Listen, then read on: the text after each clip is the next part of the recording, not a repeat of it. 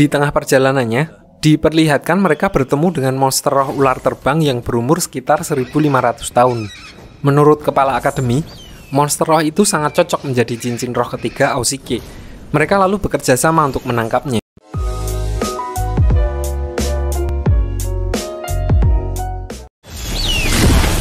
Dan setelah membunuhnya, Aoshige mengambil cincin rohnya dan berhasil mengunlock skill ketiganya. Skill ketiganya ini dapat memberikan buff, yaitu berupa kemampuan untuk terbang selama 15 menit kepada orang yang memakan buah kiwi dari roh pelindung milik Aoshige, kata Ilham. Lanjut, mereka akhirnya memutuskan untuk kembali ke penginapan. Namun tiba-tiba dari arah semak muncul bis Titan Zeke yang sedang mencari Kapten Levi.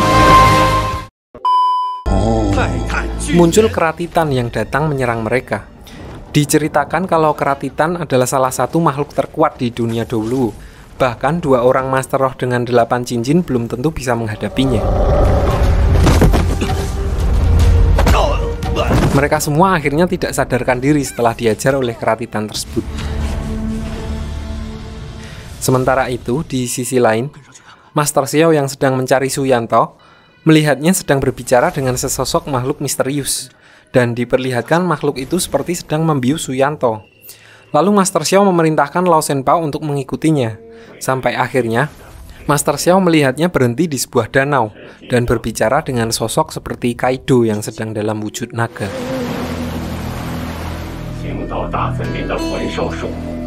Dari percakapannya, si makhluk misterius ini sedang mengajak naga itu untuk bekerja sama melawan manusia.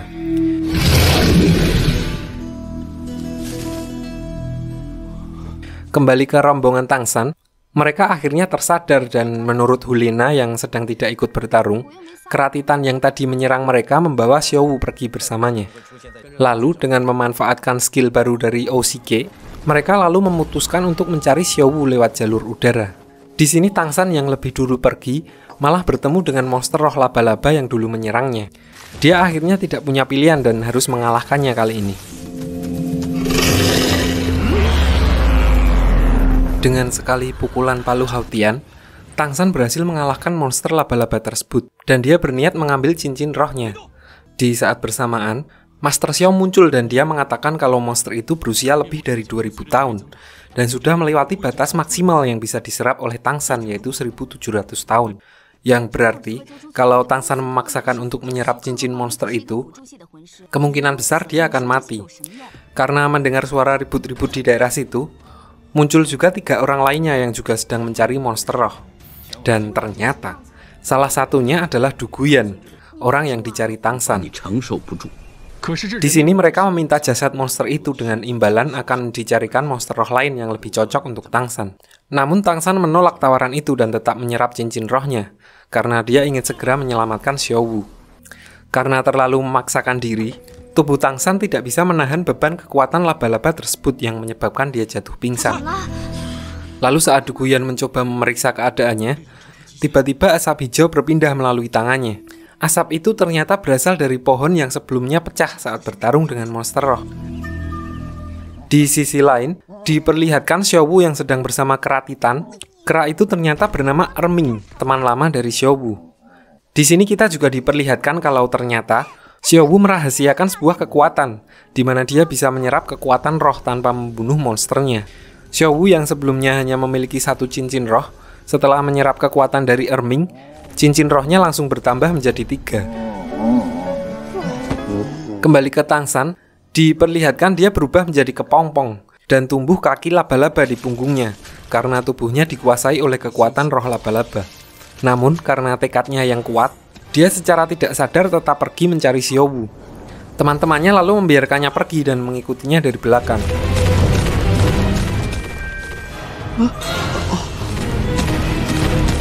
Setelah menemukan Xiaowu yang sedang bersama kera Titan, kepala akademi dan Master Xiao berniat menghentikan Tangsan dengan mencabut tulang roh laba-laba yang ada di tubuh Tangsan. Namun, setelah Xiaowu mengetahui jika tulang roh dicabut dari seseorang, maka orang itu tidak bisa naik level lagi, dia menyuruh Erming untuk membuat pingsan kepala akademi dan Master Xiao. Setelah mereka berdua pingsan, Xiaowu lalu menyerap sebagian kekuatan roh milik Tangsan. Dan karena kekuatan roh laba-laba masih menguasai tubuh Tangsan, dia secara tidak sadar menyerang Xiaowu dengan kaki laba-labanya. Namun akhirnya Xiaowu berhasil menyelamatkan Tangsan, walaupun dia harus terluka dan menerima serangan Tangsan. Singkat cerita, mereka akhirnya membawa Xiaowu kembali ke penginapan untuk dirawat. Well, sampai di sini karena saya paham akan nilai penjaskes kalian yang paling banter cuma 6, ya kan? So, kita akan rekap lagi karakter-karakter di film ini. Yang pertama adalah Kepala Akademi Lande, lalu Guru Teori Master Xiao dengan roh pelindungnya Lao Shenpao, lalu Tangsan dan Xiaowu, karakter utama. Kemudian Oshike, sang Master Chef.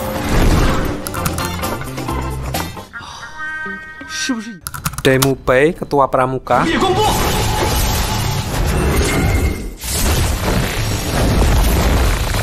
Yujing, cewek kucing yang dijodohkan dengan Daimu Bai.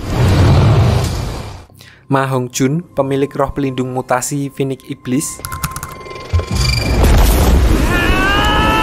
Lalu Ning Rongrong, princess dari salah satu klan terkuat di dunia Doluo.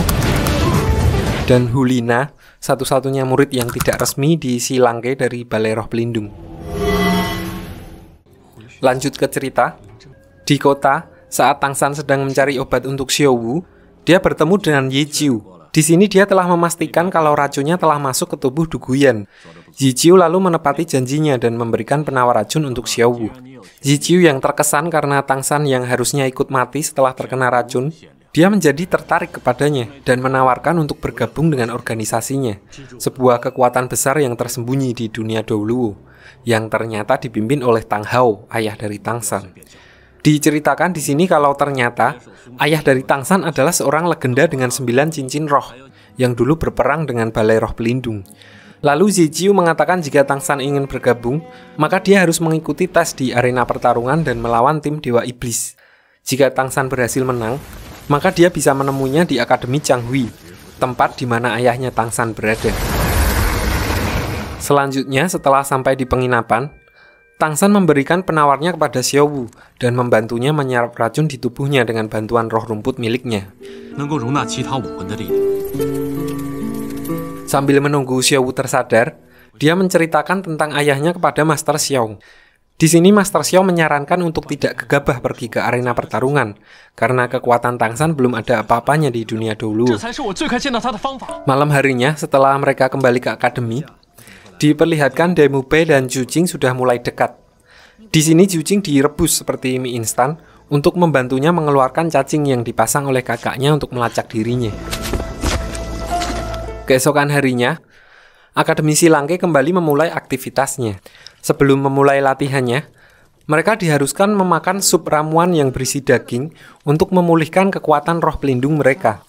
Xiaowu yang kayaknya alergi daging, dia terlihat kesulitan untuk memakan daging karena dia jadi muntah setiap menelan makanannya.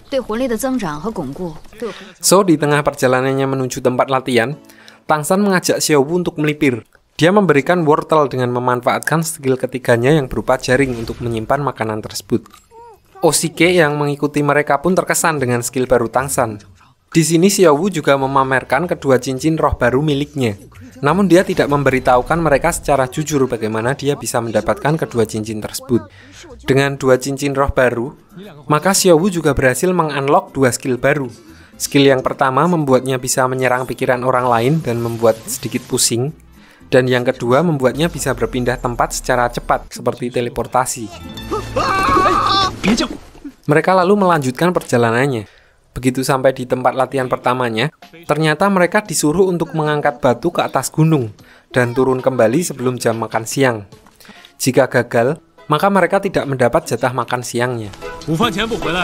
Tujuan Master Xiao adalah untuk membangun inisiatif dari kerjasama mereka, karena masing-masing dari mereka mempunyai level kekuatan yang berbeda. Jadi harus bisa saling membantu untuk mencapai tujuan, tanpa meninggalkan temannya di belakang. Di sini Daimu Bai dan Tangsan sebagai yang mempunyai kekuatan paling besar, berganti-gantian membantu mengurangi beban teman-temannya yang lain. Dan berkat kerjasama yang mantap, mereka akhirnya bisa menyelesaikan latihan pertamanya.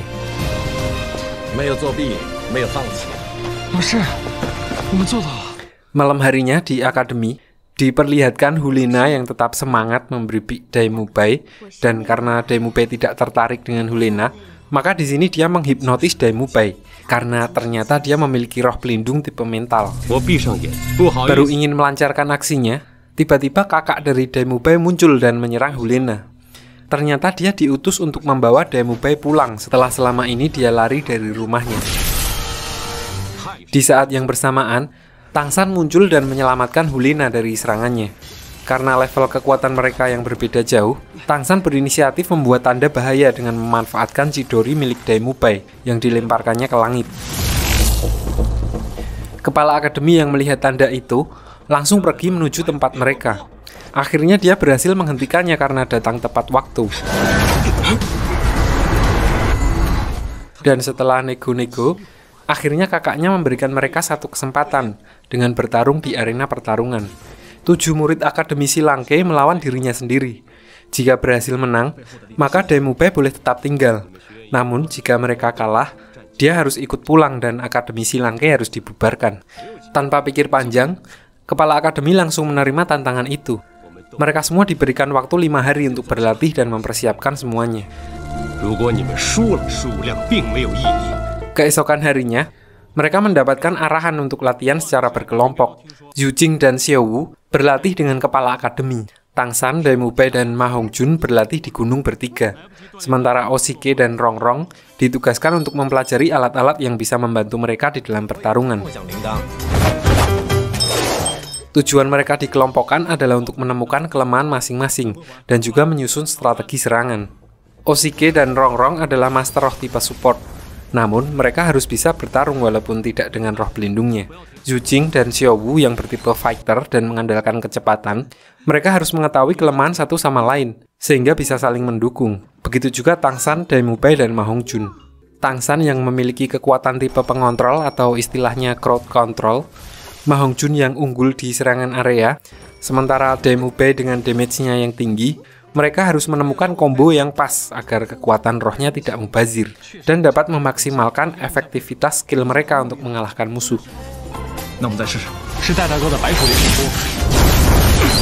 Bajak laut diamuk masa. Lanjut ke cerita, malam harinya di tempat kerja part-time Tangsan, dia melihat lonceng angin khas pandai besi seperti milik ayahnya. Lalu di sini kita sedikit diperlihatkan tentang masa kecilnya yang bahagia bersama seorang ayah, walaupun hidupnya sederhana. Xiaowu yang sedang bersamanya lalu mempunyai ide untuk memberinya kejutan. Di saat yang bersamaan, kepala akademi dan Master Xiao berniat untuk mengadakan pertandingan sparring untuk Oshike dan Rongrong melawan Ma Hongjun, match 2 lawan 1, untuk menunjukkan kalau Master Roh tipe support juga bisa mengalahkan Hero Fighter kalau mereka kompak bekerja sama. Besoknya, pertandingan pun dimulai antara Ma Hongjun melawan Oshike dan Rongrong. Dengan tampilannya yang aneh, teman-teman mereka meragukan Oshike dan Rongrong bisa mengalahkan Ma Hongjun.